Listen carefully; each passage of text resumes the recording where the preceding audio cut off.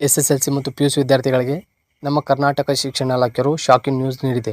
ಅದು ಏನಂದರೆ, ಮುಂದಿನ ದಿನಗಳಲ್ಲಿ ನಡೆಯುವಂಥ SSLC ಮತ್ತು PUC ಎನ್ಯುವಲ್ ಎಕ್ಸಾಮ್ಗೆ ಸಂಬಂಧಿಸಿದಂತೆ ಪರೀಕ್ಷೆಗಳು ತುಂಬ ಸ್ಟ್ರಿಕ್ಟಾಗಿ ನಡೆಸಲಾಗುತ್ತೆ ಎಂದು ತಿಳಿದು ಬಂದಿದೆ.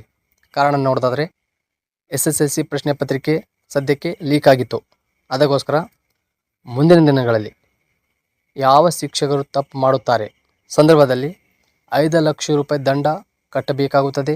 ಹಾಗೆ 3 ವರ್ಷ ಜೈಲು ಅವರು ಅನುಭವಿಸಬೇಕಾಗುತ್ತದೆ.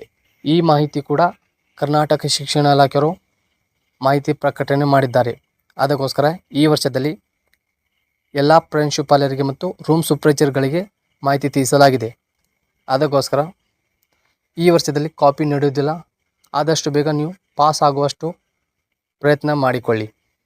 ನಿಮ್ಮ ಭವಿಷ್ಯ ನಿಮ್ಮ ಕೈಯಲ್ಲಿದೆ. ಸೊ ಈ ವಿಡಿಯೋನಲ್ಲಿ ಮಾಹಿತಿ ಒಳಗೊಂಡಿತ್ತು. ನಿಮಗೆ ಪಾಸಿಂಗ್ ಪ್ಯಾಕೇಜ್ ಬೇಕೆಂದರೆ ನನ್ನ ವಿಡಿಯೋನಲ್ಲಿ ಲಿಂಕ್ ಇದೆ, ಅಲ್ಲಿ ಹೋಗಿ ಡೌನ್ಲೋಡ್ ಕೂಡ ಮಾಡ್ಕೋಬೋದು.